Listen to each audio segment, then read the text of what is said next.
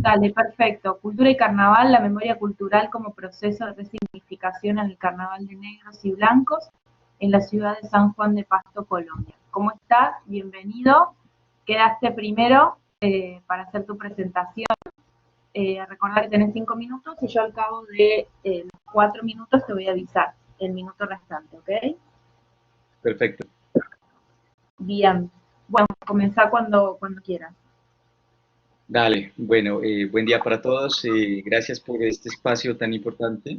Creo que para nosotros, dentro, digamos, del campo cultural, de la innovación y sobre todo el campo de la experiencia académica del diseño, creemos que pues, es una oportunidad importante para poder hablar de un tema que dentro de nuestra región de Colombia y particularmente del Carnaval de Negros y Blancos que se desarrolla año tras año en el mes de enero, días, pues ha tenido un reconocimiento principalmente UNESCO en el 2002 lo ve como uno de los carnavales a nivel patrimonial y de la humanidad, como una de las representaciones culturales a nivel mundial muy importante. Entonces, estamos hablando de una manifestación muy interesante y que a través, obviamente, del trabajo que hemos desarrollado, somos 3 docentes, está el profesor Germán Arturo, la profesora Alejandra Castellanos, y alrededor de este tema hemos dado una investigación que obviamente trata del tema de la memoria cultural. La memoria cultural, nuestro proyecto, obviamente es uno de los factores, digamos, que últimamente alrededor del carnaval se ha mencionado mucho y que a través de los descubrimientos de nuestra investigación, pues ha tenido un auge bastante interesante. Porque hablamos de diferentes niveles de la memoria. Tomamos en cuenta no solamente la memoria colectiva, el resultado obviamente de muchas experiencias, sino también toda esa memoria cultural que es el resultado del trabajo, obviamente, y de la interacción de estas dinámicas entre artesanos, las personas que participan, obviamente, en el carnaval, los cultores, las personas que hacen parte y gestionan el carnaval como y nosotros que, digamos, en algunas ocasiones somos participantes de estas manifestaciones. Entonces, creo que reconocemos mucho a través de este artículo que nosotros creamos a partir de esta primera parte de la investigación y creemos que como parte de, digamos, la innovación cultural está, digamos, el reconocer que la memoria cultural es el resultado de muchos procesos. Inicialmente, vemos la labor de los artesanos como una de las labores más representativas a nivel de un Nariño, que puede decirse que es una región llena de muchas manifestaciones culturales, del trabajo y de la labor de los artesanos que trabajan diferentes materiales, entre ellos el llamado mopa mopa, una técnica vegetal aplicada a diferentes artesanías. Estamos hablando de la paja toquilla, también estamos hablando también de las esculturas en las cosas del carnaval y diferentes tipos de manifestaciones. También tenemos manifestaciones carnaval tipo musical alrededor de la danza y creemos que todas estas diversas manifestaciones pues rinden homenaje a una memoria que va aportando en el tiempo y va consolidando en el tiempo una memoria también colectiva y esa memoria colectiva obviamente está nutrida por la memoria personal. En nuestro proyecto principalmente tomamos en cuenta que la memoria cultural también es el resultado obviamente de unas dinámicas de comunicación que estamos empezando a detectar que se devuelve de otras divergencias comunicacionales, en este caso, divergencias que se dan a través de los... Te queda un minuto. Dale, gracias, para cerrar. estas manifestaciones y estas dinámicas a nivel de la comunicación se generan a través de estos productos digitales que nosotros también estamos en estas manifestaciones, y la memoria cultural obviamente prevalece. Por el tema de la pandemia, estamos analizando cómo estos nuevos comunicacionales intervienen positivamente tanto en la memoria personal como en la memoria colectiva, para que esa memoria cultural se pueda de alguna manera nutrir, y esa, digamos, dinámica y esa forma de trabajar, no solamente con los artesanos, sino con la memoria de los cultores del carnaval, pues obviamente nos permite otras dinámicas comunicacionales. Eso, digamos, sería nuestro primer aporte, digamos, en nuestra investigación, y que a nivel cultural, pues obviamente empieza a tomar un sentido muy importante para las futuras investigaciones que vienen alrededor de la cultura y de la memoria del carnaval de Negros y Blancos. Gracias. Perfecto. Muchísimas gracias por tu presentación. Gracias. Recuerden que al finalizar todas las presentaciones van a poder realizarse todas las preguntas, así que vayan tomando nota y apuntes de todo lo que les haya quedado pendiente. Muchas gracias. Muchísimas gracias. No, por favor. La siguiente presentación es Diseño Contemporáneo y Feminismo, Nuevos Caminos, de Raquel Romano.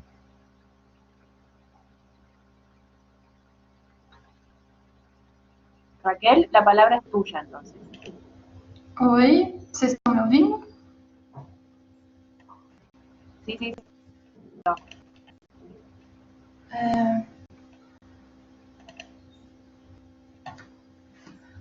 Bom dia, meu nome é Raquel Romano, eu sou mestranda no PPG Design da Unesp em Bauru e orientanda da professora Mônica Moura. Na pesquisa de mestrado, a gente busca investigar o protagonismo feminino no design contemporâneo brasileiro, principalmente no cenário das premiações em design gráfico e de produto nos últimos anos, baseado em relações entre o design e os estudos feministas.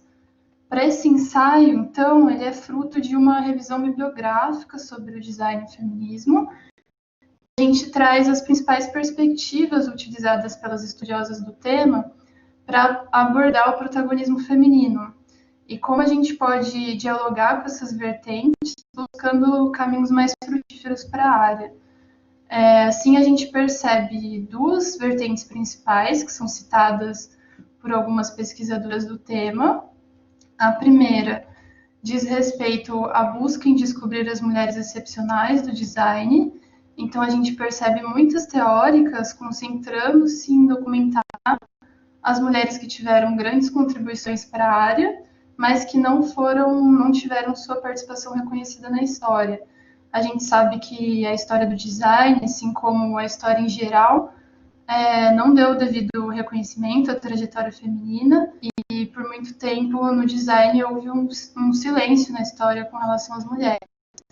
Portanto, esse caminho, essa vertente, ela é muito importante, porém focar só nas mulheres que trouxeram grandes contribuições para a área pode deixar de lado histórias e vivências de mulheres que não foram consideradas excepcionais, mas que também podem contribuir para uma perspectiva crítica da pesquisa sobre as mulheres no design.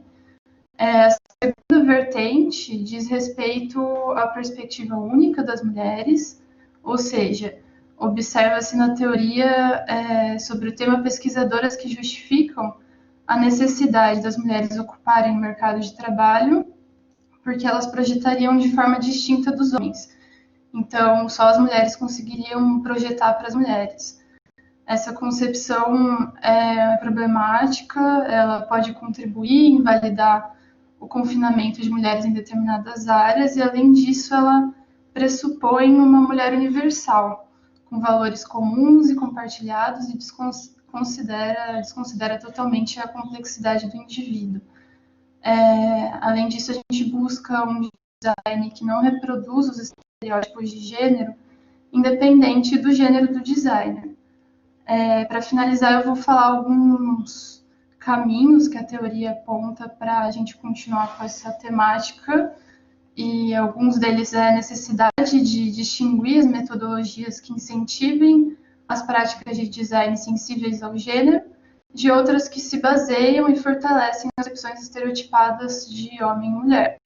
A teoria também aponta para a importância de um design feminista mais consciente das questões de gênero, não somente uma abordagem sobre as mulheres do design, as mulheres designers.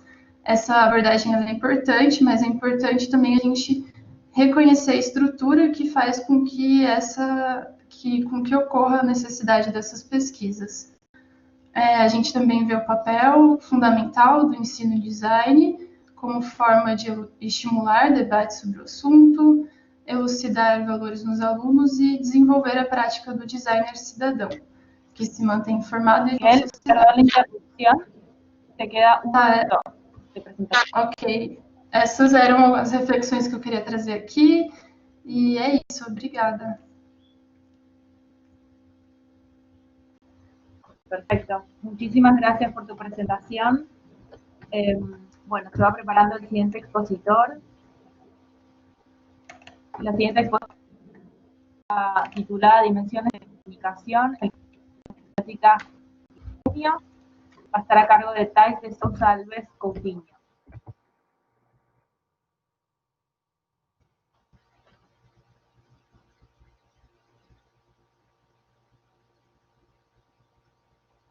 Thais de Sousa Alves Coutinho, allí te veo en línea, no sé si podés realizar tu presentación.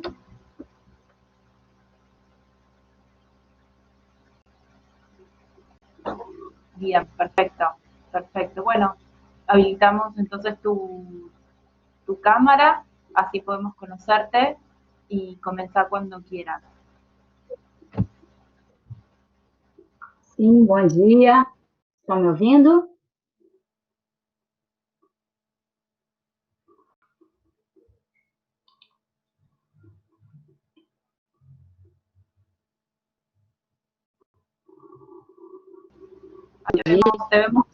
Te vemos perfecto entonces. Sí, sí, te vemos perfecto. Así que bueno, pongo el cronómetro y presenta cuando quieras. Muchas gracias. Ok, obrigada. Bom dia para todo mundo. Meu nome é Thais. Eu sou professora aqui na Universidade do Estado de Minas Gerais, na cidade de Ubá, e eu vou trabalhar, eu trouxe para vocês, para esse debate de hoje, um tema que eu trabalho na minha disciplina e nos meus projetos de pesquisa. Um que eu estou trabalhando atualmente é sobre as dimensões de comunicação e o papel da semiótica no design, que é a área que eu atuo na universidade, né, com as disciplinas de comunicação e semiótica, a parte de percepção, que a minha formação é na área de comunicação, então eu trabalho com essas questões relacionando o design, a comunicação e como que a semiótica pode ajudar na parte de projetar, né? Então, o que eu faço nesse ensaio especificamente? Eu aponto a necessidade de qualquer produto ou qualquer experiência trabalhar os aspectos de comunicação. E para isso eu utilizo autores que são designers e que trabalham a semiótica como aporte teórico para isso, né? Autores como Lucine Emaia, Vera Lúcia Nojima, a própria Lúcia Santaella, que trabalham essa relação. Aqui na universidade, na região em que eu trabalho, é um polo moveleiro, é o maior polo moveleiro de Minas. Então, essa pesquisa parte também do pressuposto de analisar que aspectos do polo moveleiro trabalham esse processo de comunicação com o usuário e em que partes do projeto isso acontece, né? A relação do design com essa parte de comunicação. E eu começo falando uma frase da professora Lúcia Nojima, que não se pode pensar em comunicação de um produto sem uma intenção de comunicação. Assim, é preciso entender o contexto no qual se insere o processo de comunicação em todas as etapas de criação e projeto de produto.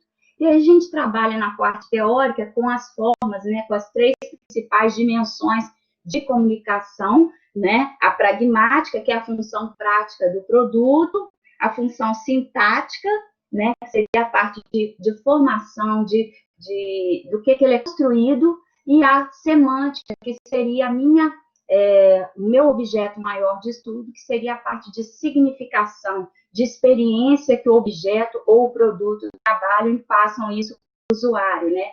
Estudar como que isso funciona, né? E aí eu parto para algumas possibilidades de estudo e de conclusão na área do design que a gente vem fazendo ao longo desses anos, né? Principalmente agora, nesse período de pandemia, como que o design vai ter que se inserir nessa nova realidade, como que ele vai fazer para entender um pouquinho essa questão do consumo e como que ele vai fazer para que o produto chegue e se comunique com o usuário, né? Porque como o design se encaixa nesse contexto como um portador de representação, capaz de atribuir aos seus produtos ou projetos uma variada produção de significados. E, para isso, a semiótica pode contribuir bastante, tentando trazer representações e significados para esse usuário, né? Fazer entender esse contexto. Variada produção de significados, e muito mais do que possuir um produto pela sua função, os consumidores passam a buscar o que ele representa. Aí eu trabalho com a questão da ideologia, do contexto social, político, econômico, nesse caso agora da pandemia também, né? Trabalhando principalmente a função simbólica dos objetos e o que elas representam, a questão da identidade, a cultura regional, no caso aqui, por ser um polo moveleiro, né? Um polo de produção de móveis, e também da área da moda, é um grande produtor na área de móveis. Disculpa la interrupción, te queda 1 minuto para hablar. Tudo bem. Aí eu termino, então, nessa fase da pesquisa do design, buscando solucionar questões de interpretação desse contexto para poder trazer isso no seu produto, nas suas experiências para o usuário. Muito obrigada, bom dia. Muchísimas gracias por tu presentación. Perdón la interrupción abrupta, pero bueno, es necesario, a todos se los digo, a todos, pero es necesario hacerlo para poder redondear un poco. La siguiente presentación se titula Diseño y tecnología en la evolución del sistema complejo ciudad. Estará a cargo de Sonia Guadalupe Rivera Castillo y Liliana Beatriz Socia Campeán.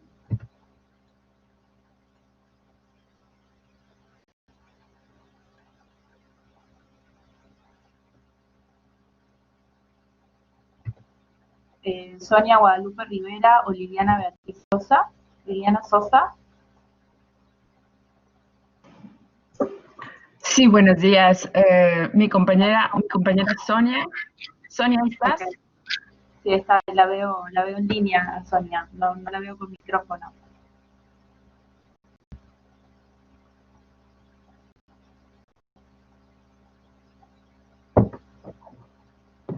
Bueno, le van a compartir la presentación, es decir, entre ustedes, o quiere comenzar alguna. Sí, a ver. ¿Querés poner tu cámara? ¿No está el micrófono de Sonia? Dice que no se dice que no se escucha. Ok. Sonia. Bueno. ¿Querés habilitar tu cámara, Liliana? A ver. Ahí está, te vemos perfecta. Gracias, buenos días. Buen día. Bueno, cuando... Comienzo, entonces, sí, buenos días. Lo que voy a exponer es la ponencia titulada Diseño y tecnología en la evolución de los sistemas complejos ciudad, realizada por mi colega Sonia Guadalupe y una servidora. Vengo a hablar básicamente, pues la hiperconectividad, los nuevos flujos y los canales de información y los avances de la tecnología nos han permitido observarnos como un colectivo y también poder hacerlo a través del tiempo. Esta creciente complejidad que impacta en fenómenos urbanos no implica una innumerable e inclasificable diversidad de conductas. El pensamiento sistémico y las teorías de la complejidad son las que precisamente ayudan a la comprensión de estos escenarios para poder enfrentar los retos que todos conocemos de la ciudad, como una movilidad sostenible, por ejemplo. Concebir a las ciudades y sus ciudades como un sistema complejo abre nuevas maneras de pensar, de entender y de enseñar el diseño, ya que todo lo diseñado puede ser considerado como una multitud de agentes, una pluralidad de actores que interactúan dentro de un sociosistema, y lo que orientaría a diseñar pensando a los objetos o a la interacción de los objetos como detonadores de cambio que generan que generan estos sistemas. Un sistema complejo adaptativo es a grandes rasgos un sistema que exhibe un comportamiento global coordinado a partir de interacciones locales. Los sistemas complejos adaptativos se han ido investigando en campos como la física y la biología. Recientemente, estos conocimientos se han integrado al estudio de los sistemas, como las ciudades, la arquitectura, el diseño y el urbanismo. Pueden entenderse como organizadores de sistemas complejos donde las variables no se relacionan de manera lineal.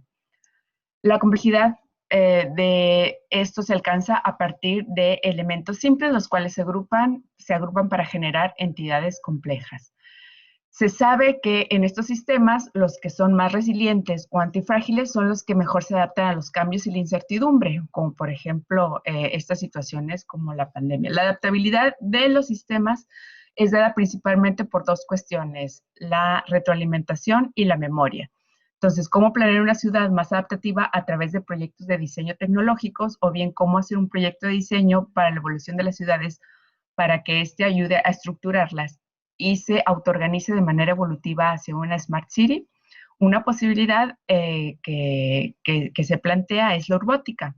La urbótica es una disciplina nacida para trabajar en la extrapolación de todas estas tecnologías al ámbito geográfico de la ciudad, permitiendo crear redes en una ciudad que automaticen tareas como la gestión del tráfico, la atención de emergencias sanitarias, la activación y priorización de recursos, la seguridad ciudadana, la activación y desactivación de luminarias y cargas de las redes eléctricas, el control, etcétera, etcétera. Un modelo de diseño basado en los sistemas complejos considera un proyecto urbótico como parte de la ciudad, entendida como un macrosistema. Este tipo de proyectos se enfocan al procesamiento de la información que se genera en las ciudades y proporciona a esta mecanismos de retroalimentación, y es lo que ayuda a autorregularse. Lo que realmente se pretende transformar en el sistema urbático de visualización es la información, es decir, las acciones de los agentes o los componentes y poder actuar conforme a ellos. Es como tener un espejo que la ciudad tendría para autopercibirse, juntando toda esta información que se genera y midiendo qué consecuencias o qué efectos tienen las acciones y las interacciones locales de los agentes. Y bueno, ya como conclusión, la tendencia de diseño, que el diseño pueda ser un agente que ayude a estructurar los sistemas en los que está inmerso, podría dar pie al desarrollo. Sí, gracias. Al proporcionar herramientas que permitan a la ciudad y a la sociedad poder percibirse y actuar en consecuencia. Y esto pone sobre la mesa la utilidad del diseño de sistemas urbóticos y cómo deben concebirse en el contexto de las ciudades latinoamericanas. Gracias. Muchísimas gracias. Interesante la propuesta, Liliana, sobre urbótica. Me noté un par de preguntas, capaz que hasta al final. Muy bien, gracias. Gracias a vos. Bueno, la siguiente presentación estará a cargo de Andrés Donoso Paulson, se titula El aula en Guayaquil del siglo XXI, permanencias o quiebres. Andrés Donoso, te vemos allí con... Si quieras, habilita tu micrófono y tu cámara, así te vemos. Hola, buenos días con todos. ¿Cómo estás? Bienvenido. Muchísimas gracias por todo. Aquí estamos. No, por favor. Bueno, yo pongo el timer y cuando tengas ganas de comenzar, la palabra es tuya. Bien, entonces arrancamos. Muchas gracias. Aquí desde Guayaquil, Ecuador, les presento este comentario sobre el aula, poniendo el caso de Guayaquil del siglo XXI, sobre permanencias o quiebres. Esta aula, que es una invención que ya tiene más de 300 años, y pensar el aula como un espacio o como un hábitat escolar es lo que Inés Dussel y Marcelo Caruso en 1999 nos lo proponían, la invención del aula. Y realizan un recorrido histórico, pero sobre todo buscando la configuración del aula como espacio educativo privilegiado para las prácticas pedagógicas. Ellos hablan de que no debemos hablar de ocupar el aula, sino de habitar el aula, en lugar de acostumbrarnos a las cosas ya formadas. Por otro lado, Jaume Trilla, en su libro Ensayo sobre la escuela, nos hace un recorrido también desde la época de Comenio, el padre de la didáctica, y nos da los tips de cómo se fueron configurando el aula y la escuela como el entorno mayor. Y la principal caracterización de Trilla sobre la escuela es como un lugar donde se enseña, donde se hacen estas prácticas pedagógicas y se integra con la comunidad. Inclusive Trilla ya hace 35 años nos habla de la tecnología, cómo la tecnología comenzó a pedagogizar lugares y ámbitos. Es decir, empieza a arrebatar funciones hasta ahora reservadas a la escuela lugar. La tecnología hace posible la transportabilidad de lo pedagógico, la desubicación de lo escolar. La escuela se desplaza de su lugar, se difunde, se hace móvil, portátil, se inmiscuye en los ámbitos de la intimidad. Contemporáneamente, Daniela Cataneo, en su artículo sobre arquitectura escolar, nos habla de ya todo lo que consistió la nueva visión de escuela en el siglo XX, cuando habla de nuevas geometrías, nuevos lugares de encuentro, mobiliario adaptativo, la luz solar, etcétera, la acústica, la integración con la comunidad. Y hemos tenido a lo largo del siglo XX y en el siglo XXI ejemplos muy buenos sobre cómo estos nuevos conceptos de la famosa escuela nueva se fueron impregnando en arquitectura escolar alrededor del mundo. Tenemos la presencia de Aldo Van Eyck con la creación de los playgrounds y su discípulo Hermann Heisbecker. También en Estados Unidos a Richard Neutra, y contemporáneamente Prakash Nair, en su libro Proyectar el futuro para rediseñar los edificios escolares, nos habla que una escuela, para que funcione bien, no solo tiene que contar con espacio adecuado, sino que dichos espacios deben estar organizados correctamente para propiciar el aprendizaje.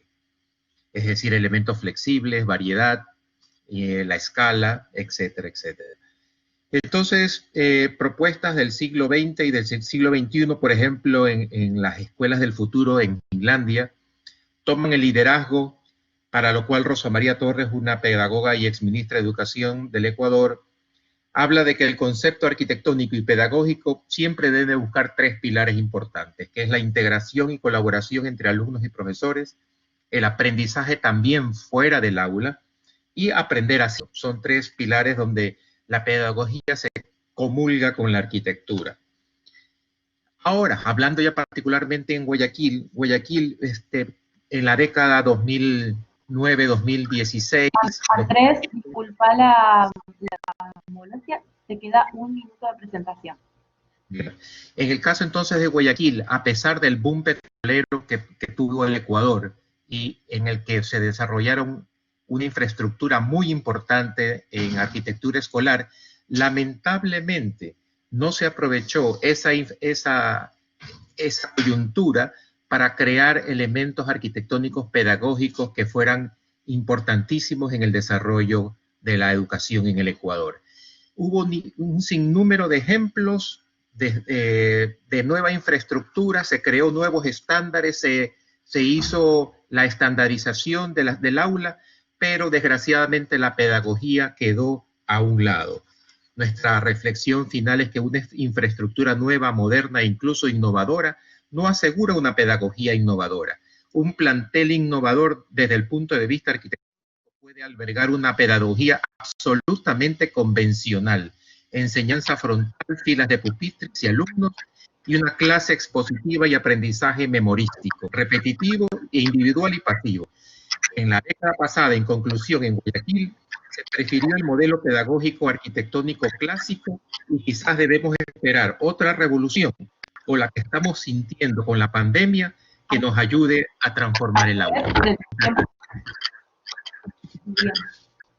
Perdón, el tiempo justo se acababa de concluir hacía casi un minuto. No quería interrumpirte. No sé si te queda alguna idea extra para... Gracias, eso es todo. Eso es todo, muchas gracias. No, a vos, muy interesante la propuesta. Gracias. Bueno, vamos a continuar entonces. La siguiente presentación se titula El impacto de la moda, la imagen personal, a cargo de Silvana García Varela.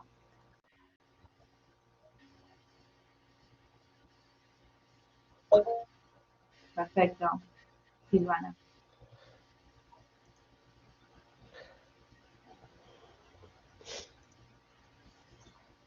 Te vemos bárbara, perfecto. ¿Me ven? ¿Ya está? ¿Empiezo? Sí, sí, empieza cuando quieras. Gracias. Bueno, hola, buenos días a todos. Los saludo desde Lima, Perú.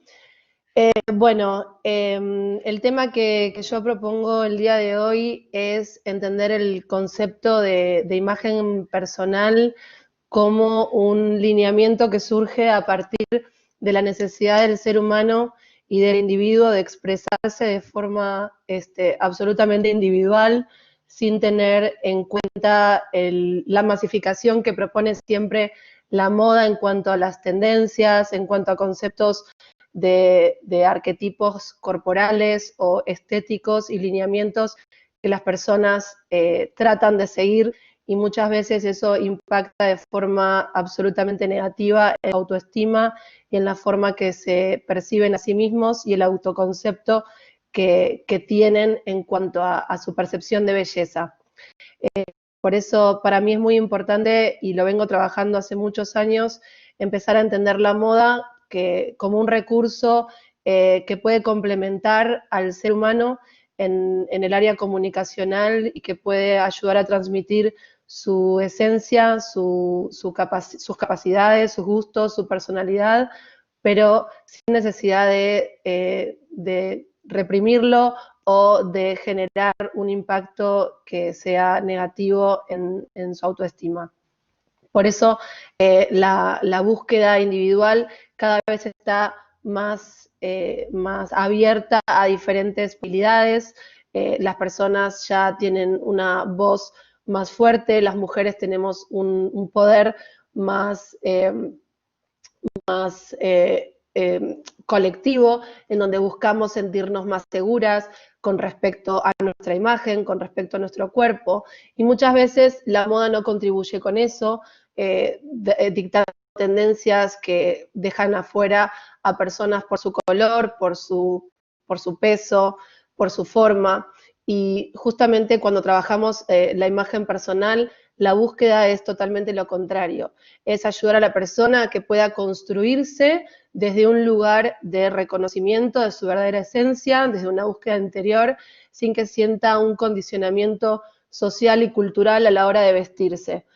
Como diseñadora también me pasa que la industria tampoco colabora con el sistema por un tema económico que todos los que estamos en el mundo de la moda lo conocemos y sabemos muy bien, pero que definitivamente es un tema que tiene que empezar a cambiar. De hecho, hay marcas muy grandes que sí están incluyendo diferentes estereotipos corporales a la hora de trabajar sus colecciones, pero que todavía queda muchísimo camino por recorrer, en donde las búsquedas tienen que ser mucho más amplias, donde se tienen que permitir diferentes estándares de belleza, mucho más inclusivos, donde las personas nos podamos sentir seguras de contarle al mundo quiénes somos, de poder vestirnos sin necesidad de sentirnos juzgados, mirada del otro de forma negativa, por el contrario, de poder utilizar a la moda como una herramienta más de comunicación que nos permita expresar toda nuestra individualidad, a partir de la cual queremos vivir nuestra vida y compartir con las demás personas nuestra verdadera esencia, nuestra búsqueda personal.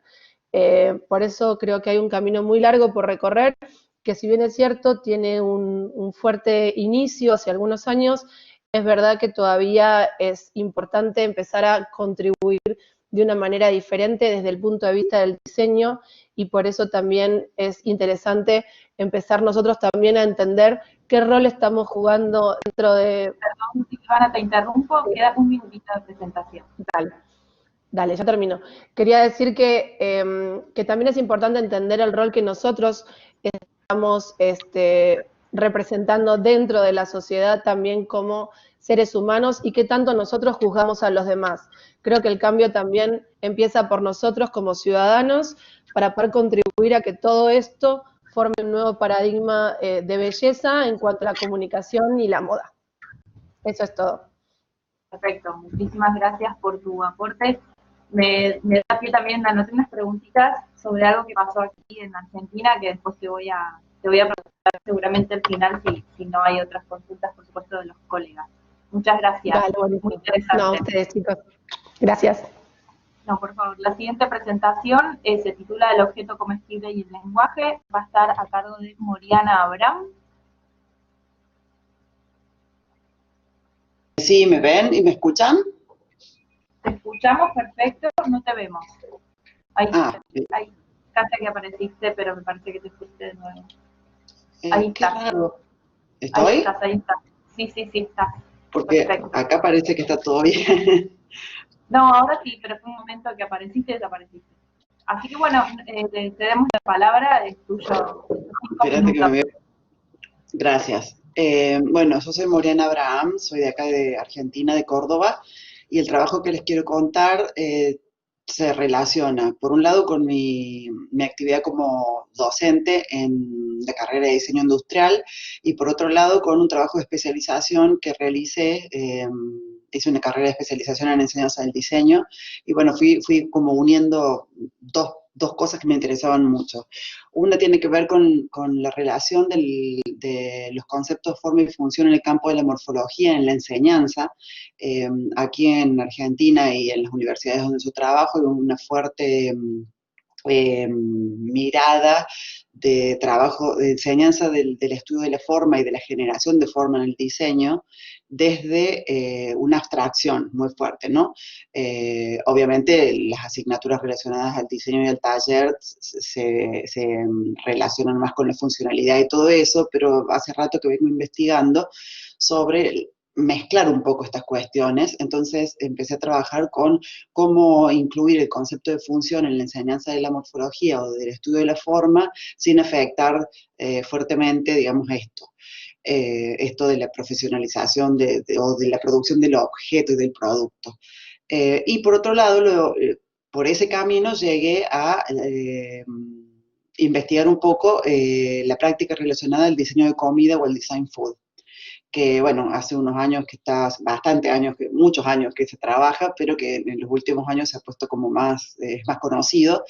Y desde ahí, lo que nos interesaba desarrollar para este trabajo, que lo empecé con una compañera, pero que después no pudo trabajar, es la relación entre estos conceptos de forma y función afines al estudio de la forma y su articulación en un campo de desarrollo profesional específico con mucho futuro y con mucha posibilidad de crecimiento, que es el diseño de comida. Cuando pensamos en confrontar estas hipótesis, pensamos también en cuáles son los conceptos contemporáneos que definen esta relación y la búsqueda innovativa en relación a la utilización de lenguajes formales en un proceso de producción determinado como es el diseño y la producción de la comida, ¿no? O del objeto comestible, como nos gusta llamar a nosotros. El lenguaje de la forma, en este trabajo, se enfoca en dos de ellas, o sea, trabajamos con dos tipos de lenguajes. El lenguaje que tiene el producto en sí, el producto alimentario o el alimento o el objeto comestible, como les decía, que se puede producir industrialmente, que está relacionado al estudio de la forma con el objeto, con su definición, con cómo se lo asa, se lo agarra, se lo utiliza, etcétera. Y el diseño de la experiencia, O sea, ¿qué implica esto? Investigar y pensar qué significa el diseño en estos aspectos, la experiencia de comer, la experiencia de disfrutar de determinada forma relacionada al diseño del objeto comestible. Y ahí se nos ocurrió también trabajar relacionando estos conceptos con lo que propone Bramston en su libro del 2010, que son lenguajes contemporáneos en el diseño. Y usamos, esto lo hacemos en un ejercicio específicamente con los estudiantes. Primero lo vimos nosotros en esta investigación y después lo llevamos a un ejercicio. El concepto de normalidad, por ejemplo, donde se propone una generación de materiales y procesos que podemos llamar impostores, o sea, que parecen una cosa y son otra, que en el caso del diseño del objeto comestible hay un montón de posibilidades para trabajar, y ni hablar en las configuraciones morfológicas. Y como ejemplo les sugiero a Martí Guixé, un catalán, yo les iba a mostrar fotos, pero bueno, no puedo. Otro de los conceptos es el concepto de hibridación, que en el diseño del objeto comestible se relaciona con combinar diferentes elementos para crear un resultado. Un minuto. Sí. Ahí les propongo a Christian Kegelmann, que es una chef artista, o sea, es artista, pero se decidió dedicar a la comida. Y el último de los conceptos tiene que ver con la mezcla de disciplinas, donde el objetivo es un trabajo interdisciplinario, y ahí les sugiero también visitar a Dinara Casco, que es una arquitecta que se dedicó al diseño de pastelería y trabaja con todos los elementos de impresión 3D, AutoCAD, y todo ese tipo de programas de diseño 3D para la alimentación. Para finalizar, les quería decir, como mi super síntesis, que cada diseñador puede, a través de esto, o estudiante y futuro diseñador, convalidar lenguajes culturalmente conocidos, proponer lenguajes nuevos, experimentando la aplicación de conceptos de otros campos, explorando también los límites formales posibles, sin olvidar que muchas veces los productos que se materializan mediante un lenguaje global, influido por expresiones individuales de cada diseñador. Y esto no solo puede influir y transformar la estética, la funcionalidad o las técnicas posibles, sino también permite crear nuevos productos, funciones nuevas, donde el lenguaje de la forma posibilita recuperar cuestiones tradicionales, lenguajes tradicionales, trabajar con la identidad y explorar nuevos caminos en busca de la innovación. Les agradezco mucho la oportunidad.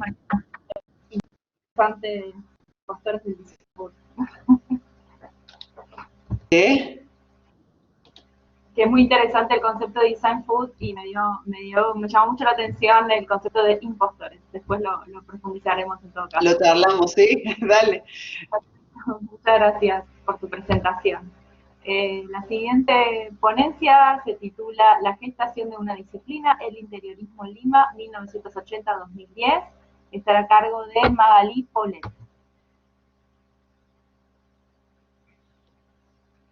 No sé si Magalí está presente. Sí, ¿me escuchan? ¿Qué tal? Te vemos y te escuchamos perfectamente, así que cuando quieras. Muchas gracias. Perfecto, muchas gracias. Efectivamente, soy la arquitecta Magalí Paulet, soy peruana y me encuentro celebrando nuestro Día Patrio el día de hoy. Expongo ante ustedes, público latinoamericano, parte de mi investigación doctoral, denominada La gestación de una disciplina, el interiorismo, en Lima entre 1980 al 2010. Es mundialmente conocido la nomenclatura de diseño de interiores y arquitectura de interiores que refieren al abordaje del espacio interior arquitectónico. El Perú no es la excepción. Es más, tenemos carreras técnicas y profesionales con ambas denominaciones. Por ello, inicio esta presentación definiendo el concepto interiorismo como el campo disciplinar que aborda el espacio interior en una arquitectura existente.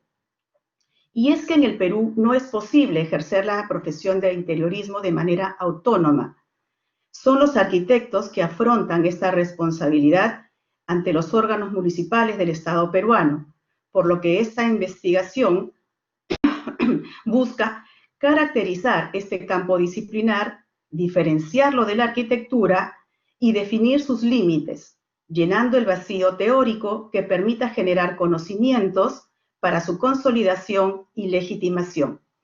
Me permito presentarles, no sé si puedan verlo, preparé de manera lúdica un volumen con unos legos que genera pues una arquitectura en la cual tiene un espacio interior caracterizado.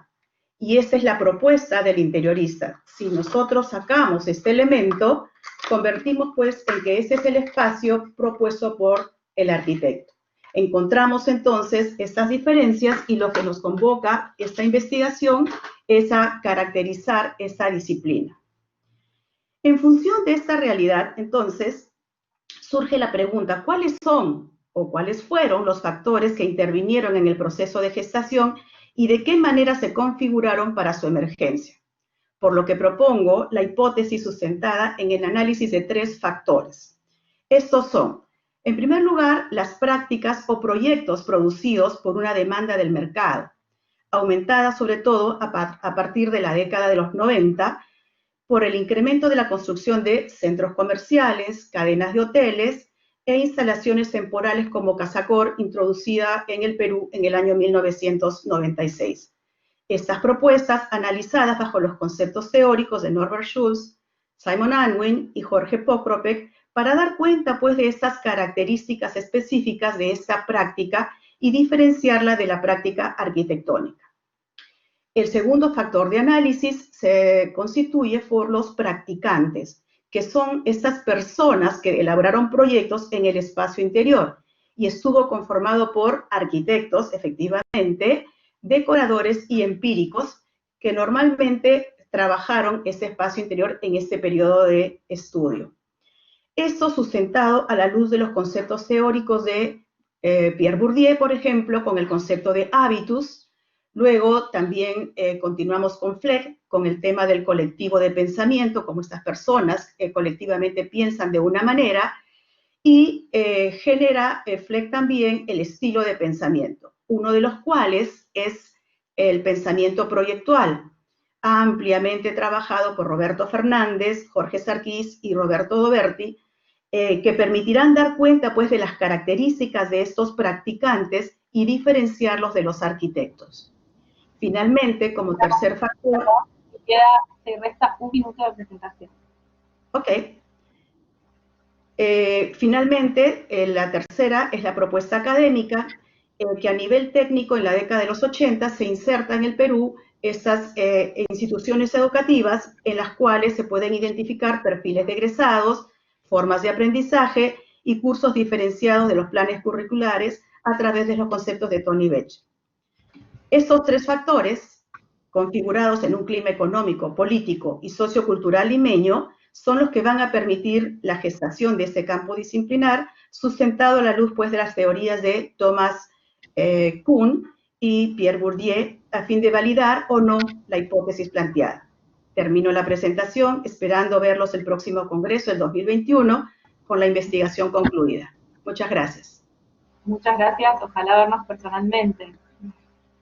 Gracias. Sería un buen indicio. Muchas gracias de nuevo. La siguiente presentación estará a cargo de Karina Porto Bontempo y Mónica Cristina de Moura. Accesibilidad a espacios públicos, personas con deficiencia visual.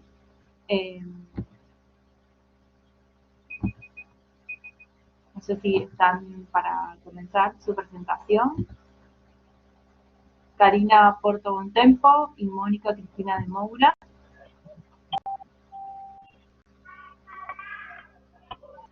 Oi. Hola, Oi. te escuchamos. Ahí te vemos también. Vocês escutam? ¿Vas a hacer la Bom dia. presentación entonces? Buen día. Bom dia. Meu nome é Bom dia. Karina Bontempo. Sou orientando da professora Mônica Moura na Universidade da Unesp, São Paulo, no doutorado de design.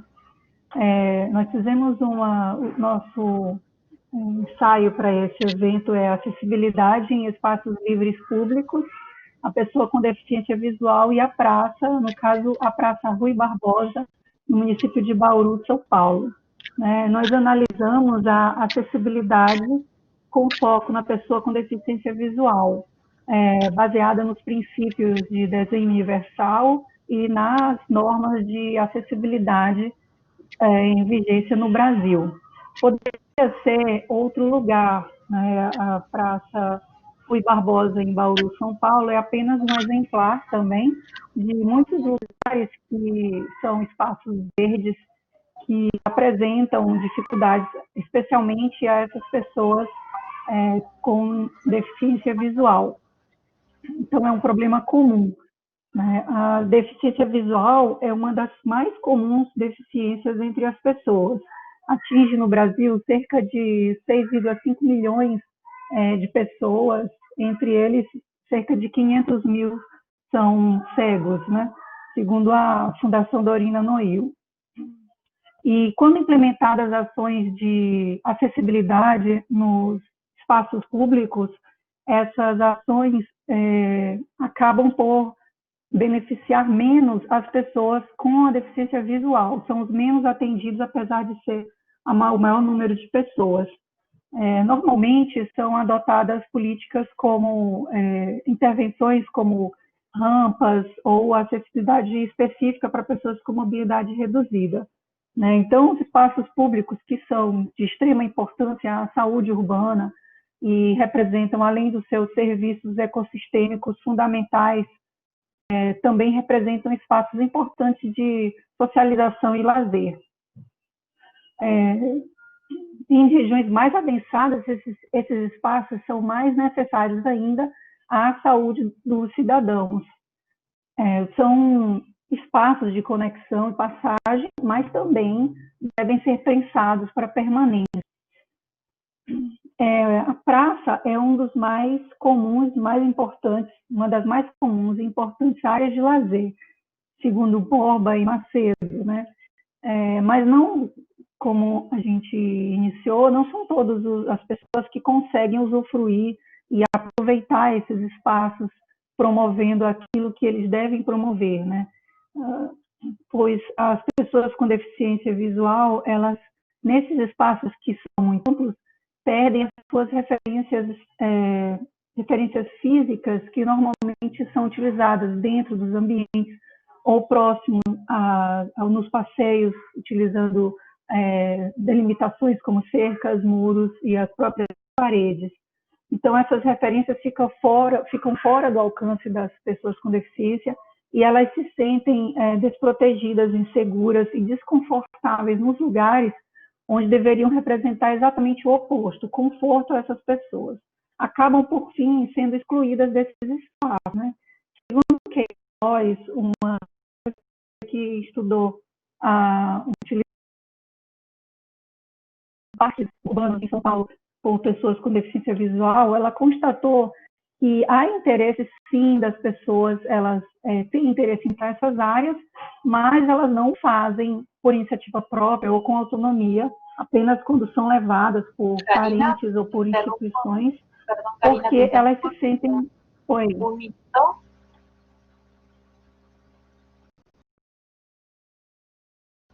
Karina, te queda un minuto, un poquito menos de un minuto de presentación.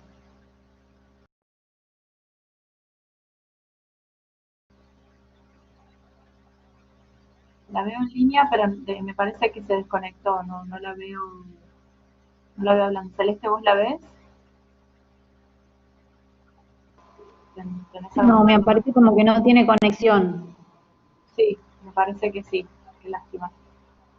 Bueno, me parece, le quedaba encima 50 segundos ya, así que lo que podemos hacer es continuar con la siguiente presentación y si le quedó algo por decir que lo diga al final.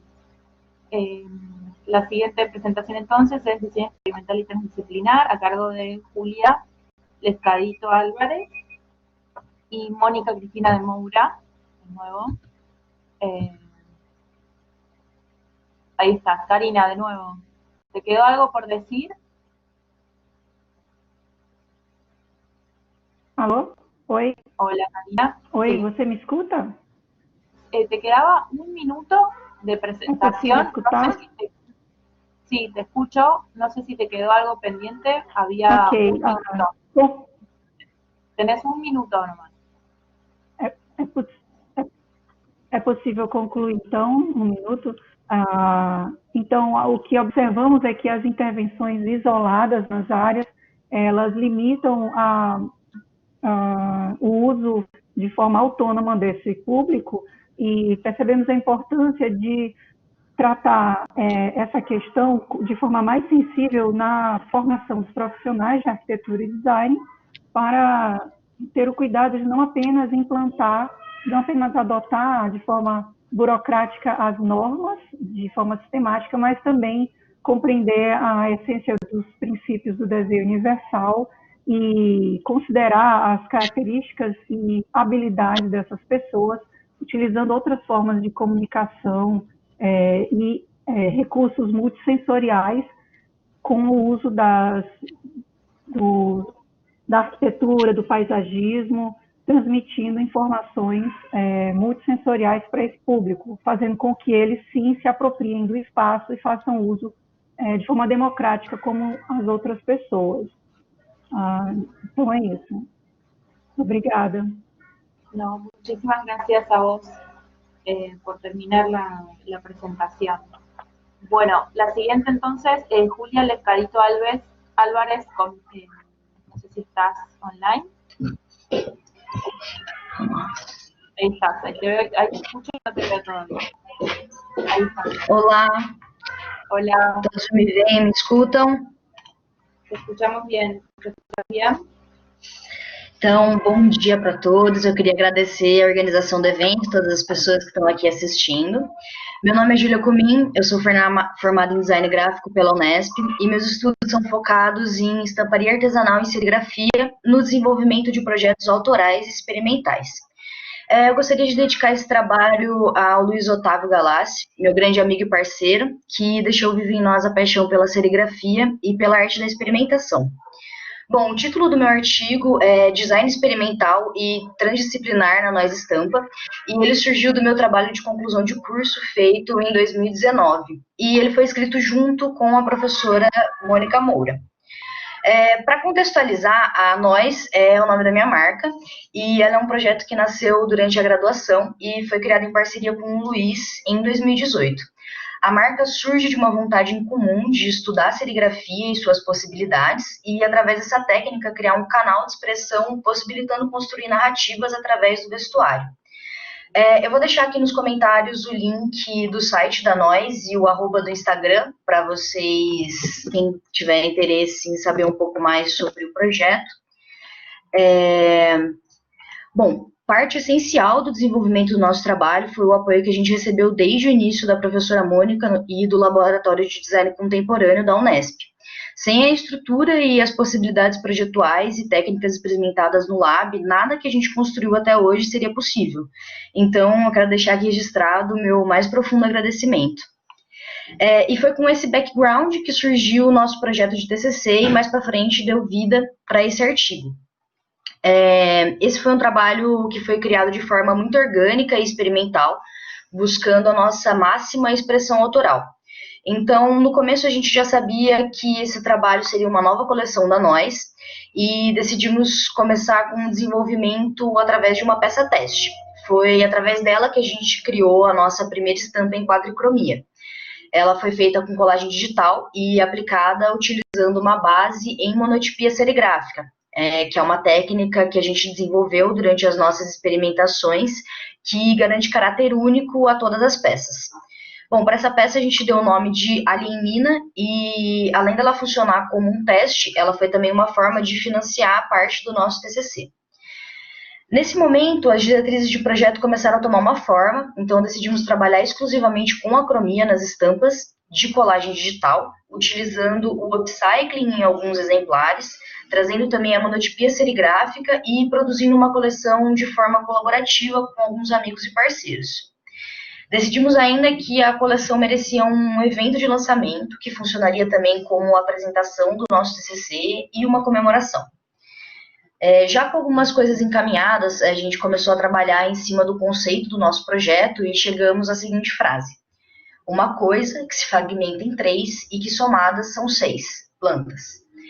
Bom, com ela a gente quis trazer de forma simplificada algo muito complexo, a vivência dos nossos 6 anos de graduação.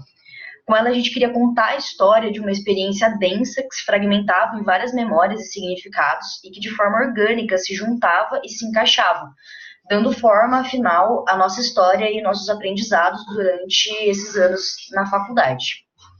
Com um conceito fechado, apresentamos nossas ideias em reunião para um grupo de amigos opinar e dali fomos afunilando o que realmente estaria fazendo parte desse trabalho. O próximo passo foi a criação das estampas. Resolvemos fazer um ensaio fotográfico, criando fotos estratégicas para colagem, e selecionamos algumas dessas imagens e depois de alguns esquetes começamos o desenvolvimento das artes finais. Posteriormente fizemos uma corodaria em peças de segunda mão compradas em brechó, e nesse ponto do trabalho, os conceitos de dualidade, convergência e transformação, eles já estavam intrínsecos ao projeto. E foram... Te queda un minuto de presentación. Ok. E esses conceitos foram essenciais para o desenvolvimento da coleção final, que consistia em 3 estampas, que seriam aplicadas em 3 camisetas e fragmentadas em 3 peças de upcycling, formando assim as 6 peças finais. E dessa forma nasceu finalmente Descalços, a nossa nova coleção. Bom, o evento de lançamento foi feito em um bar chamado Nosso Quintal, aqui de Bauru, em São Paulo, e contou com a participação de vários artistas incríveis. O evento começou com um show acústico de música autoral do Projeto Narciso, em seguida aconteceu o desfile performático da coleção Descalços, com 3 dançarinos, ao som de uma música também autoral do DJ Caio, que finalizou a noite com um set de música eletrônica. Bom, esse trabalho foi extremamente desafiador, teve pelo caminho muitos contratempos e nos exigiu uma persistência e adaptabilidade muito grande, mas foi um projeto igualmente gratificante que fechou um ciclo com chave de ouro. Então eu queria agradecer a todos que participaram de alguma forma desse projeto e que permitiram concretizar esse sonho, e muito obrigada também a todos que assistiram até aqui. Um ótimo congresso para todos. Bueno, gracias a vos, Julia, muy interesante la presentación. Muito obrigada. Pero vamos a convocar ahora a Jairo Andrés Guido Muñoz, quien era uno de los primeros, pero por algunas cuestiones técnicas tuvo que llegar un poco más tarde. Así que, Jairo, no sé si estás atento para hacer tu presentación. Por las dudas, si no escuchaste, son 5 minutos. Al cabo de los 4 minutos yo te voy a advertir que te queda 1 minuto de presentación. No se puede compartir pantalla tampoco. Así que, bueno, cuando quieras comenzar, empezás. Buenos días, ¿me escuchan y me ven? Te vemos y te escuchamos perfecto. Vale, buenos días, me disculpo de antemano por tardarme, pero curiosamente hoy se me cruzaron con unas ayudas humanitarias que estamos haciendo por la pandemia acá en Colombia. Entonces me disculpo de antemano, entonces quiero agradecerles por la invitación y por todo. Mi tema de proyecto fue, como los caben, lo del glamping. Nos hemos dado cuenta que muchos diseñadores industriales siempre abarcamos temas y diseños que siempre tienden a ser coloquiales, pero nos hemos dado cuenta que la parte turística en varios países ha logrado un desarrollo y una economía muy amplia. Podemos darnos cuenta que en la parte del turismo y de la hotelería encontramos siempre lo mismo, siempre encontramos hospedajes, hoteles, sitios que no son muy agradables para el usuario, y tras que no son agradables para el usuario, no están diseñados con el ambiente acorde donde están ubicados. Por eso nos surgió la idea y el proyecto de hacer estructuras para glamping, las cuales fueran adecuadas para los hoteles, para las regiones y para las personas que van a visitarlos, porque nos hemos dado cuenta que el turismo logra y es una iniciativa para todo el país, es un generador económico de empleos, y como diseñadores industriales o como diseñador o arquitecto o ingeniero podemos lograr diseños que abarquen mucho más, porque digamos nos damos cuenta que varios diseños eran muy básicos, el diseño es muy básico, el diseño no se acopla a las personas, no se acopla a las nuevas culturas. Cuando tú vas a visitar un hotel, cuando vas a visitar un hospedaje, no logramos tener conexión buena Wi-Fi, no logramos tener buena ergonomía en las camas, en las mesas, si tienes que trabajar, si tienes que conectar un computador, tampoco encuentras conexiones universales. Nos hemos dado cuenta que el turismo y todos estos sitios no se quedaron en el pasado, no nos están brindando objetividad y soluciones a muchas cosas. Ahí es cuando nos damos cuenta que el diseñador industrial puede abarcar varios aspectos, varios programas y varias disciplinas. Con este proyecto de lo que son las estructuras para glamping, se ha dado la oportunidad acá en Colombia, que es un sitio muy turístico, que hay muchas oportunidades para que la gente lo conozca. Hemos dado cuenta que ha tenido una aceptación muy grande, porque estas estructuras lo que han logrado es que las personas se sientan cómodas, que las personas tengan la oportunidad de encontrar y llegar a un sitio al que cual quieren conocer, pero no se encierren, porque cuando tú llegas a un sitio que quieres conocer, pero por X o Y razón, sea la lluvia, sea que pasó algún inconveniente, te tienes que encerrar y no te da la posibilidad de interactuar con el ambiente. Las estructuras que estamos haciendo y que estamos diseñando son estructuras que te permiten estar siempre cómodo, que te permiten siempre estar en un lugar resguardado, pero que te permite ver el exterior, que te permite tener seguridad y tener privacidad. Entonces ahí es cuando nos damos cuenta que como diseñadores industriales podemos hacer y lograr bastantes cosas en varias áreas, como es el turismo acá en Colombia o en varios países. Muy bien. ¿Finalizaste tu presentación? Básicamente sería eso. Bien. Bueno, te agradecemos mucho, no te preocupes, estás haciendo algo que es muy importante para tu comunidad y es comprensible que la vida personal y laboral y profesional se mezclan en estos contextos de forma permanente. Bueno, hemos dado por concluidas entonces todas las presentaciones, nos quedan unos 40 minutos para realizar el debate. Quería convocarlos a todos a dejar sus preguntas en el chat. ¿Sí? Gina, perdón. Faltan Felipe Guimarés, Germán Alonso y Jennifer Castellano. ¿Pero llegaron? ¿Están presentes al final? Sí, están.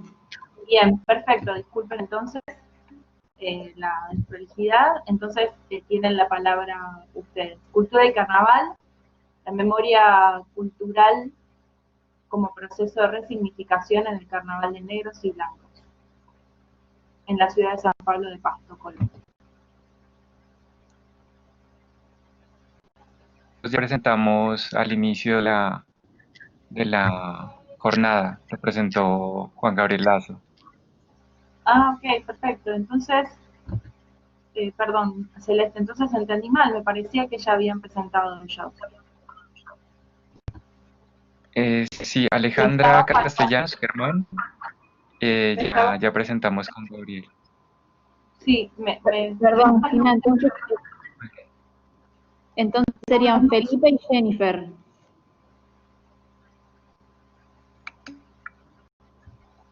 Pero ¿de qué perdón, de qué título, de qué presentación? Porque ellos, en realidad, el título, la presentación ya fue realizada. Ellos se sumaron, pero la presentación la hizo una sola persona, ¿o van a sumar más información sobre esa ponencia? Felipe está anotado como individual con diseño de moda y envejecimiento femenino. Ah, mira, bueno, no me lo habían pasado, pero por supuesto puede hacer su presentación, Felipe, no hay ningún problema.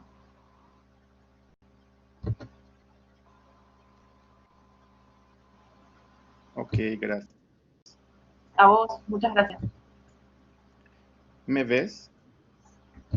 Sí, perfecto, gracias. ¿Sí? Ok, gracias.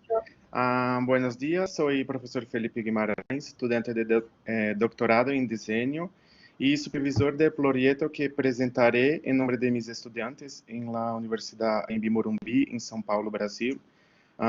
El proyecto se llama Design de Moda y o Envelhecimento Feminino, pero pediré permiso a todos para presentar el proyecto en portugués, pero ya me siento más cómodo, ¿sí?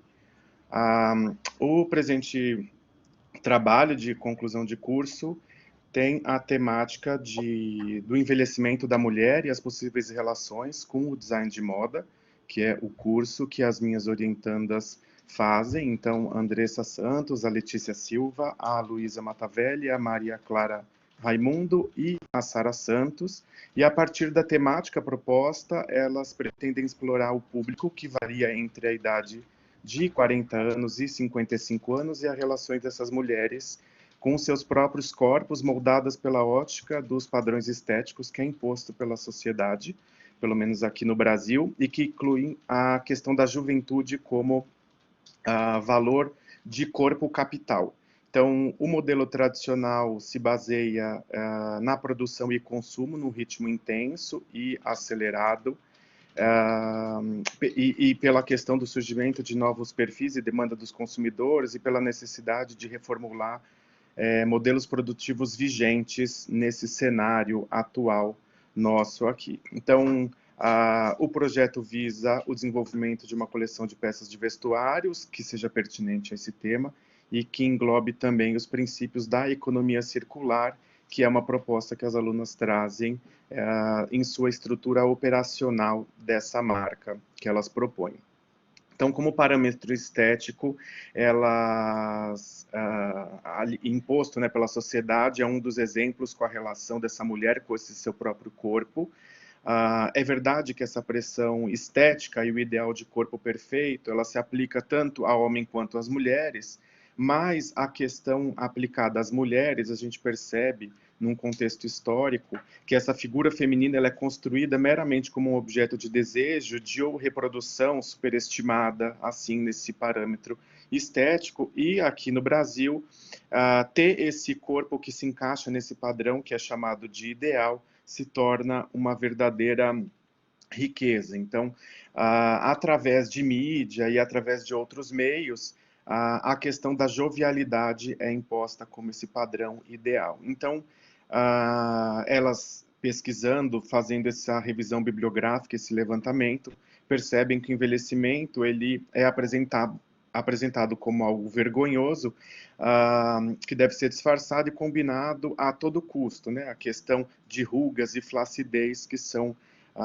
conceitos que elas investigam e encontram nessa pesquisa. Nesse contexto, o mercado de beleza e de moda, eles são grandes responsáveis por propagar esse ideal de juventude, seja através de seus produtos ou de modelos que promovem essa realidade, que aos poucos vai sendo mudado, mas traz aos holofotes personalidades e modelos com uma idade mais avançada, mas que muitas vezes fica só no âmbito das capas de revistas e desfiles. Então, elas percebem que esse estímulo que é trazido é muito mais mercadológico do que inclusivo, visto que elas fazem uma pesquisa de consumidor e elas encontram um consumidor que é pouco retratado e contemplado nesse universo que elas propõem aí. Então, após essa investigação, essa revisão bibliográfica... Oi? Queda 1 minuto de apresentação. Ok. Elas propõem, então, uma investigação, de uma discussão mercadológica, trazendo a questão do modelo linear, que é como funciona hoje a indústria da moda, você extrai e depois descarta após a fabricação e o uso ali. Então, elas trazem uma metodologia para que isso seja circular, e elas propõem alguns resgates de técnicas artesanais, como bordado, tricô, algumas técnicas antigas, a partir dessa conversa com esse público-alvo. Elas também trazem a questão de um tingimento natural, feito a partir ali de algum tipo de resíduo, que infelizmente aqui não tem como mostrar as imagens, e a coleção que elas propõem é a partir de tecidos sustentáveis, feito basicamente com o ciclo do bicho da seda a partir do casulo vazio, para que isso não cause nenhum dano a esses insetos, enfim. O tingimento natural também ela tem várias receitas, e aí a proposta delas pode ser vista no Instagram, que eu vou compartilhar aqui. Elas ainda estão fazendo esse trabalho, então possivelmente vai ser alimentado com essas informações. E é isso. Muito obrigado. Muy bueno, muchísimas gracias Felipe por tu tiempo. Quiero, en nombre de la facultad, agradecer a todos los expositores. Entendemos el contexto en el cual tenemos que presentar oralmente cosas que quizás pudieran ser aún más enriquecedoras si pudiéramos verlas y compartirlas, así que les agradecemos el esfuerzo por ser lo más efectivos y explicativos posibles en apenas 5 minutos. Para todas aquellas dudas que hayan quedado o necesidad de ampliación, por supuesto, pueden intercambiarse los contactos que veo que ya lo están haciendo, pero si hubiera algún tipo de algún tema que quisieran traer a la mesa y debatir con alguno de los expositores, tenemos unos minutos para hacerlo, alrededor de 15 minutos, así que primero les doy la posibilidad, por supuesto, de abrir el debate sobre algunos de los temas que se han tratado, que han sido todos realmente muy interesantes. Así que queda abierta la posibilidad de que se expresen, de que consulten y que puedan intercambiar experiencias entre ustedes. Pueden escribir la pregunta o pueden levantar la mano con el icono de la persona con la mano levantada y le damos la palabra y le cedemos el micrófono.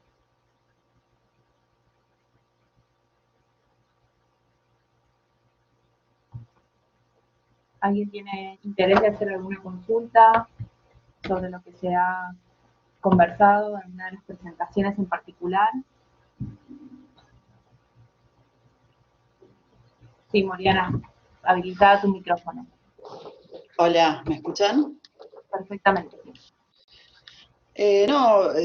Como buena docente hice una relación entre lo que acaba de decir Felipe con todo el proyecto, me pareció muy interesante, y Silvana creo que se llamaba, sobre el condicionamiento social en cuestiones de moda y belleza, y me pareció que es como a destacar lo importante que es en este momento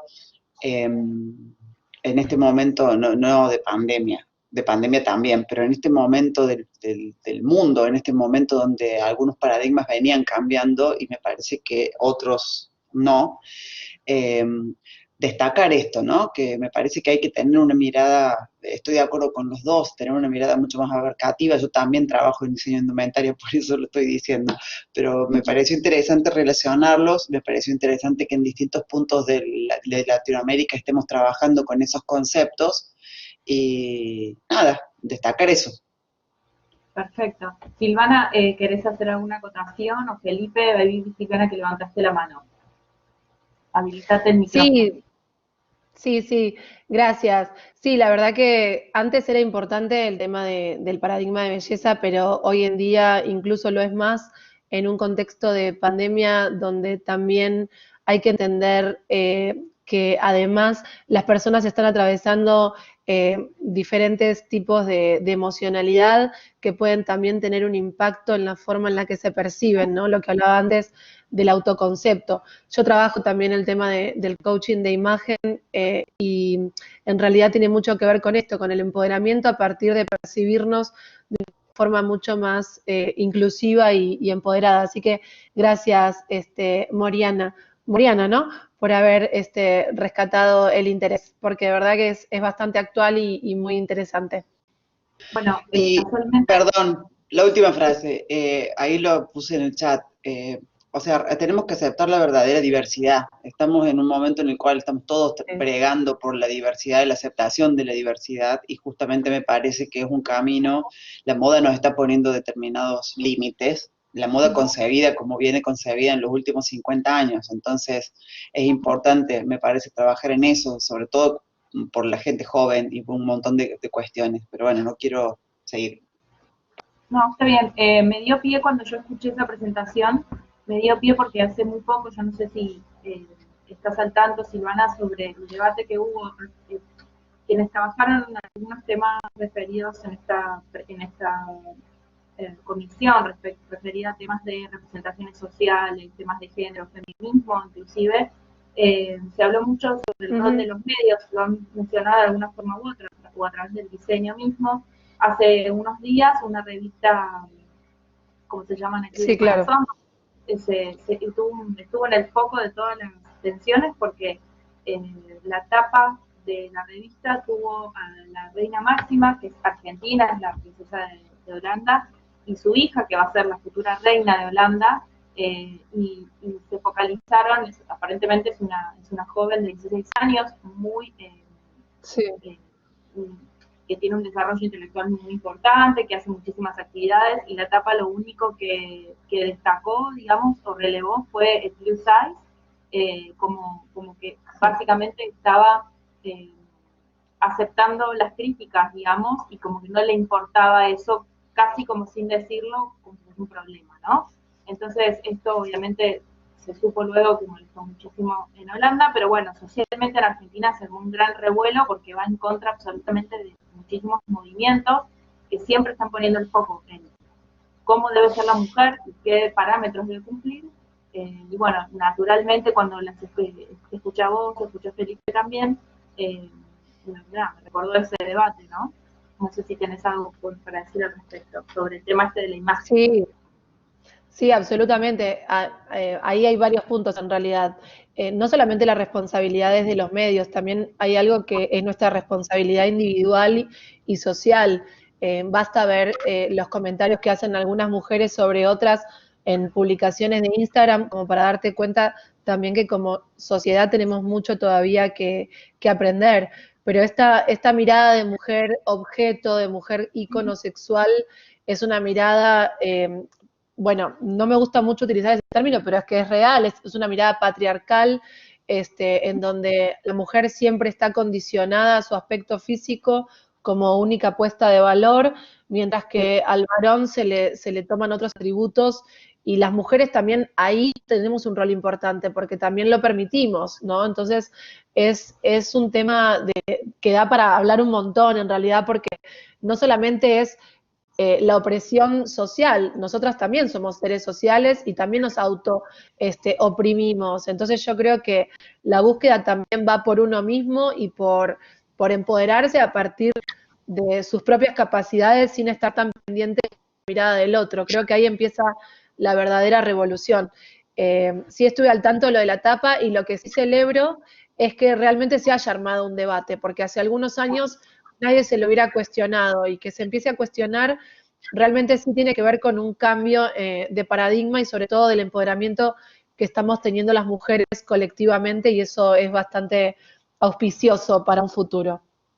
Me gustó algo que dijiste en tu presentación, que es contarle al mundo quiénes somos a través de, por ejemplo, nuestra vestimenta. Podemos contarlo de mil maneras, ¿no?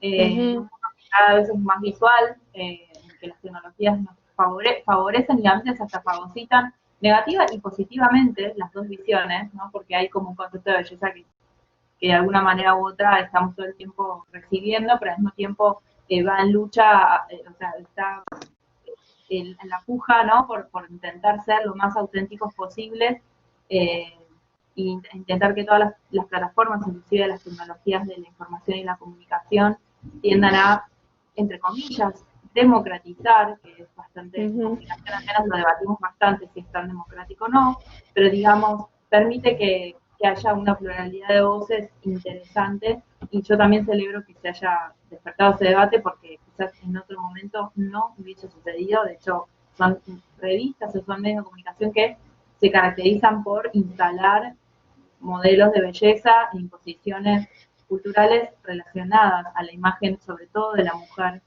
y ponderando eso y nuevamente volviendo a como si fuese un espacio de resistencia del plus size, como si fuese un problema. Así que, bueno, gracias por el aporte de las dos. A ustedes, chicas.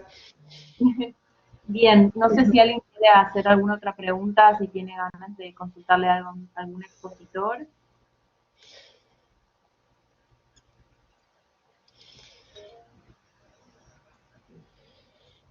Sonia, sí, te escuchamos. Sí, mira, yo realmente mi comentario va hacia Jairo, hacia lo que comentaba de diseño industrial, que siento que se ha quedado un poco pues atrás, o que no ha evolucionado a las exigencias del mundo, ¿verdad?, de lo que se requiere. Pero no sé, yo pienso que también puede ser que no hemos terminado de hacer esa conexión entre el diseño industrial y la arquitectura. O sea, realmente las dos disciplinas deberían de ir muy de la mano y a veces no existe esta relación directa. Tal vez también por ahí sea la situación de que pareciera que el diseño industrial se queda atrás, pero pues no estoy tan segura de eso. Jairo, ¿querés comentar algo al respecto? Me encantan los debates. Jairo, pobre.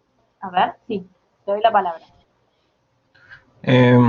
Sí, claro, tienes toda la razón. Digamos, hay muchos proyectos que se realizan de la mano de otras disciplinas. Este proyecto que hicimos nosotros de glamping está relacionado con los administradores turísticos y los administradores industriales. Y esto muestra que la interdisciplinaridad ayuda a desarrollar mejor el diseño, porque a veces uno se da cuenta que el diseño industrial se queda a veces solo en el mobiliario o se queda solo en el prototipo de que vas a hacer un diseño de un auto, de un mueble, de algo así. Pero lo que tú decías, cuando uno se entrelaza con otras disciplinas como la arquitectura, el diseño y la ingeniería, creería que se logran hacer muchas cosas. De pronto no estoy diciendo que el diseño se quede atrás, estoy diciendo es que de pronto somos un poquito envidiosos y ególatras y no queremos tomar de la mano a otras personas que nos ayuden a evolucionar más nuestros diseños. Ok, estoy de acuerdo. Sonia. Sí, ok, estoy de acuerdo. Tal vez eso sea, a veces no terminamos de hacer esta conexión con las disciplinas que se relacionan y esto no ayuda a la evolución de mejores productos, ¿no? De mejores proyectos. Sí, ya entendí por dónde vas. Gracias. Bien, justamente estos espacios de debate en el que pueden participar todos ustedes sirven para eso, ¿no? Para aclarar dudas, para poder poner en cuestión algunos temas que se hayan abordado en todas las presentaciones. Siempre es enriquecedor y para eso está este espacio. ¿Alguna otra consulta, algún otro abordaje distinto, novedoso que se quiera realizar, ya que estamos en una comisión de innovación?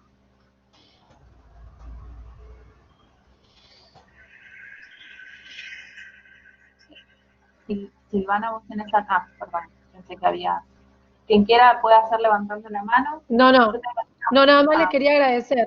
No, eso, nada, agradecerles a todos por su participación y a ustedes, chicas, por su trabajo.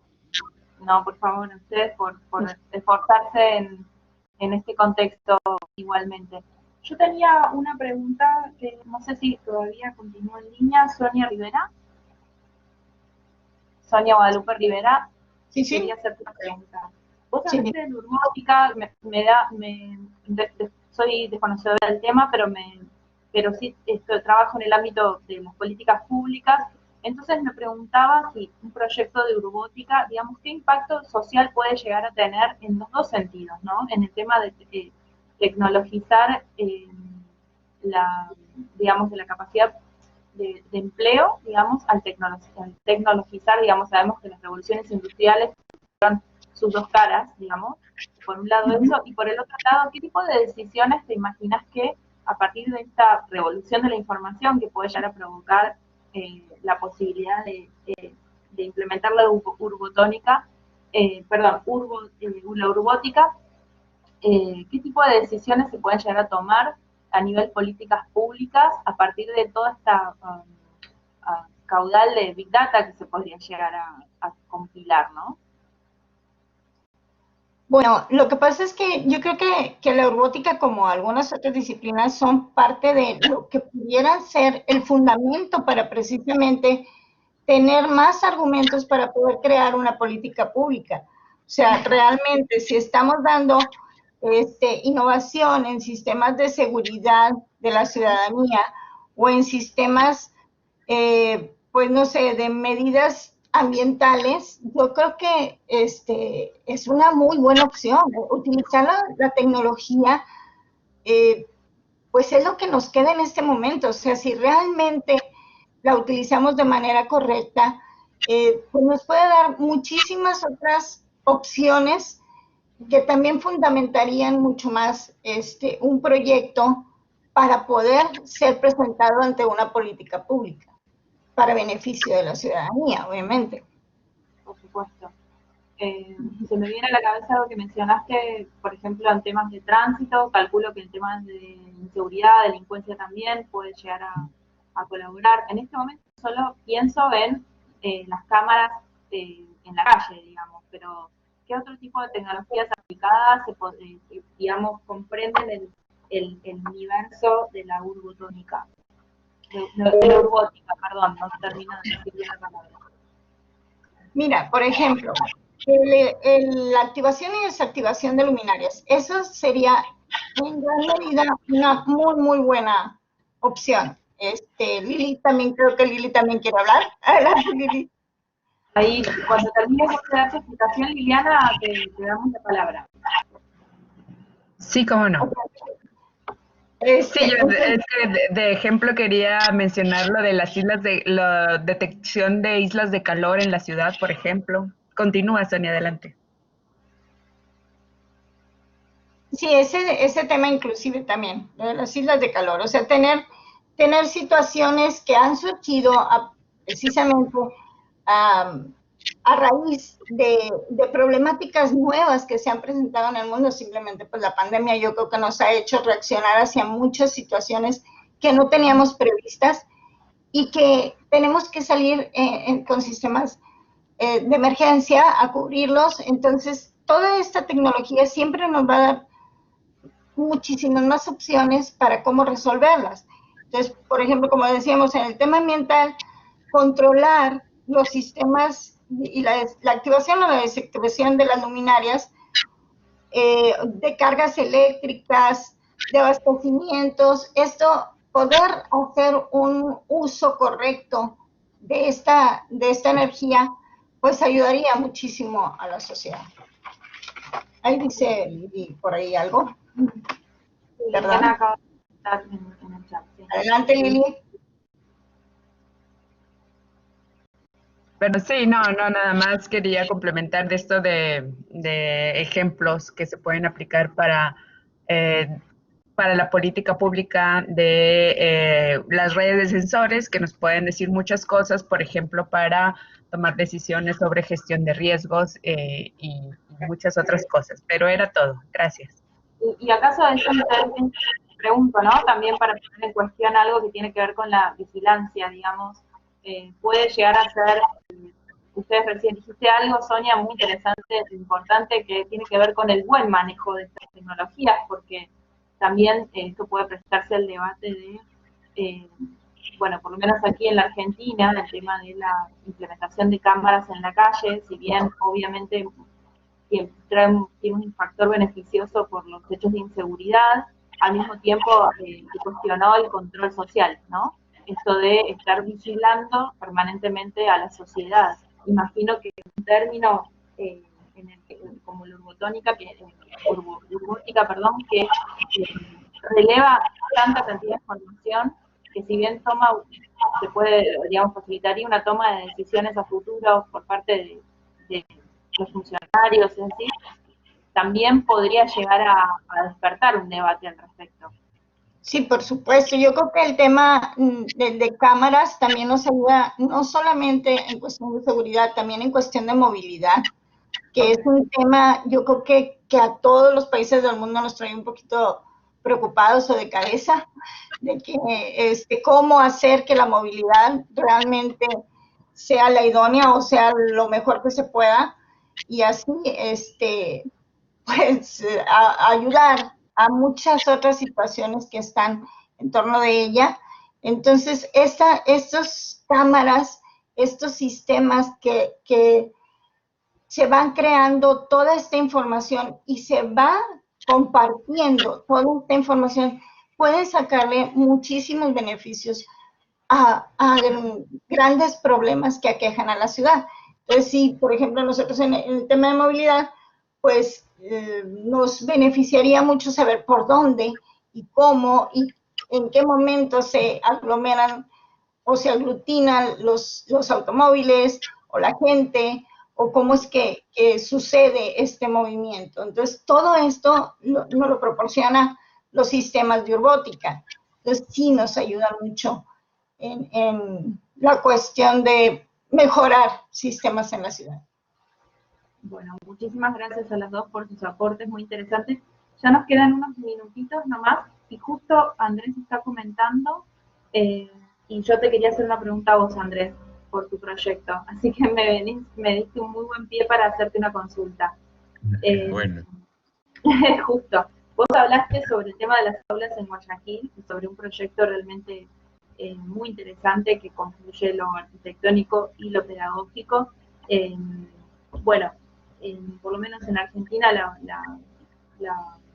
variedad, no solo de ramos pedagógicas que están en las escuelas, no soy especialista, lo aclaro, pero bueno, sí vivo aquí, y además un mix entre estilos pedagógicos y problemas sociales también, que a veces donde los colegios, las escuelas, tanto primarias como secundarias, a veces cambian o modifican su rol educativo, digamos, de contenido pedagógico para absorber un rol quizás hasta más social. Yo te quería preguntar si estos modelos tan modernos, por decirlo de alguna manera, tienen o usted estudiado que tengan algún impacto sobre, por ejemplo, el rendimiento escolar o sobre el desarrollo de otras destrezas, no solo intelectuales, académicas, digamos, de los niños y niñas. Sí, muy pertinente tu pregunta, porque es la pregunta que siempre se nos hace. Si es que el rendimiento académico está directamente relacionado con la infraestructura física. Y sabemos que la calidad educativa depende de muchos factores, no solamente de la infraestructura educativa, como fue en nuestro caso en Ecuador, con las famosas llamadas escuelas del milenio. Se pensó que por hacer una infraestructura full equip, por decir, ya estaba resuelto el problema. Cuando las aristas de la calidad pasa por preparación docente, situación personal de los estudiantes, el modelo pedagógico, etcétera, etcétera. Entonces, lo que siempre están diciendo de que debemos fusionar arquitectura y pedagogía, y que esta fusión sea como una política pública, de que el gobierno diga el modelo pedagógico que vamos a implementar es este. Porque para sorpresa de muchos, cuando se hacen las pruebas estas de académicas de matemáticas o lenguaje, hubo sorpresas en el sentido de que de repente el ganador, el mejor estudiante, no era necesariamente uno que venía de la escuela del milenio, sino de algún recinto interior que en cambio era una persona súper motivada por sus padres, motivada personalmente por sus faltas de necesidades básicas, pero con unas ganas de aprender y que no dependía de la infraestructura escolar para realizar sus sueños y sus logros.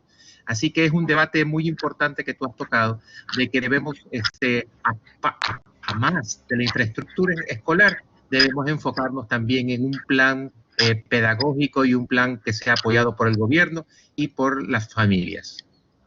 Sin duda, siempre el debate es si la superficie o el fondo, ¿no? O sea, tratar de que la ecuación sea un poco equilibrada entre el tipo de contenidos o el abordaje pedagógico general, ¿no?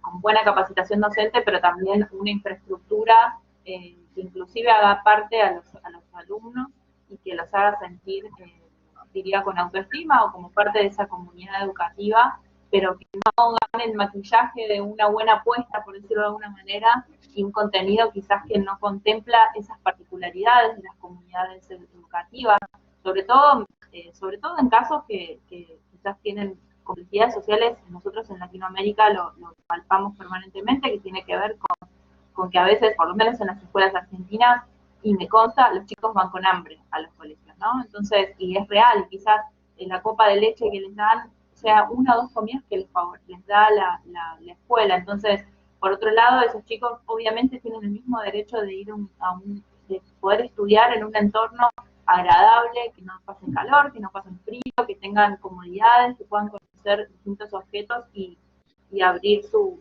cabeza de la misma manera que lo puede hacer otro niño en otra condición social. La verdad me encantó, me parece muy interesante, y sobre todo esto que hayas aclarado sobre la posibilidad de adaptar y que toda esta ecuación de variables, digamos, sea positiva, sobre todo para los chicos y chicas. Muy bien, ok. Gracias. Bueno, hemos llegado al final de esta comisión. No sé si alguien más quiere hacer algún aporte, alguna consulta. Celeste, no sé si quieres comentar alguna cosa más, si tenés alguna duda. No, por mi parte, decirles a todos muchas gracias por el respeto y la profesionalidad con la que se desarrolló la comisión. Todos sabemos que estamos en un contexto difícil y la virtualidad trae aparejados muchos problemas que, bueno, en esta oportunidad los supimos resolver muy bien. Así que gracias a todos por la buena predisposición, por el respeto, por la profesionalidad. Fue un placer escucharlos. Espero que esto les haya servido para expandir los proyectos de cada uno y que se puedan retroalimentar entre ustedes. Por mi parte, gracias de nuevo, gracias Gina. Si no hay nada más que decir, los invito a quedarse a la próxima comisión que va a estar empezando en 5 minutos, que es Identidades Locales y Regionales. Muchas gracias. Bueno, me sumo a los agradecimientos de Celeste. Gracias, Celeste, a vos también por estar ahí asesorándome y asistiéndome en toda la cuestión técnica, así yo podía dedicarme a escuchar a los expositores y a que cumplieran el tiempo y todos pudieran tener sus 5 minutos. Las presentaciones van a estar online a partir del mes de agosto. Seguramente la facultad se va a comunicar con ustedes para podérselos comentar. Bueno, gracias a todos y vayan a la siguiente comisión que les comentó Celeste. Yo, por las dudas, les dejo aquí la página web donde pueden consultar la información de todas estas jornadas y que tengan un excelente día.